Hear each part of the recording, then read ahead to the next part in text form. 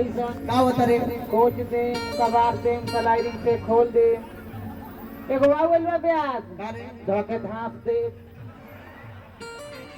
आजकल के गाना बजाता लेकिन पहले के गाना बजाना होता हाँ आइए डार्लिंग आवा कि पिया बाबा ए हे जाके बड़ा पुलिस के बहलिया में अब नहर पर दौड़े वाला जितना लड़का हो सा हाँ जोना के मेहरारू अगर ई कह देले हाँ कि पिया जात बड़ा पुलिस के बहलिया में आ कुछ ले ले हलम की रुमलिया में तो वो लड़का बहाली फेल के आई वो बहाली पास के आई हाँ जी एहू गाना में मजा होके हाँ ए रामचंद्र एहू गाना में मजा होके आप जवा रूपा नची है अब कि कुछ हो ले ले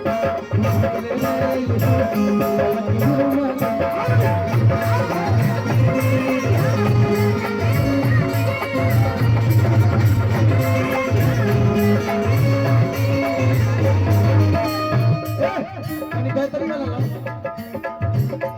ये बात जाने वाला पुलिस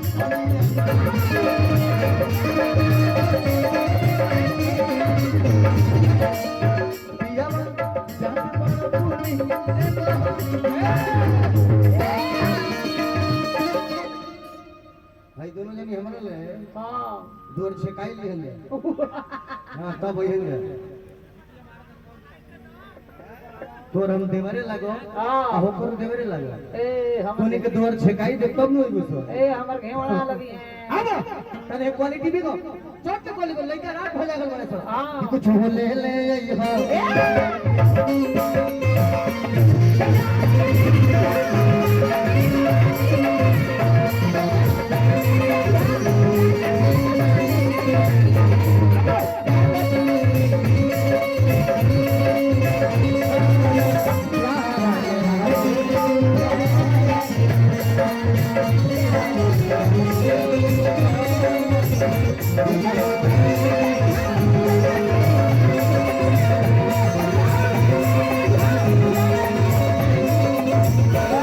कलाकार ज्यादा बड़े हाँ समय ज्यादा नहीं थे हाँ जी जैसे 2020 मारो हाँ आ एक में फाइनल करो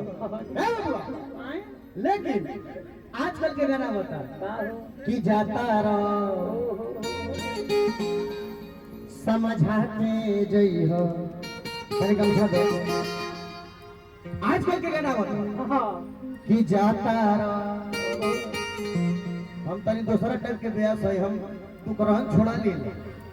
हम सिस्टम खाली ना छोड़ी कि जाता रहो समझा के जई हो काठी दो काठी चोर के बात ध्यान से सुनिए लोग कि तनी जाए से पहले है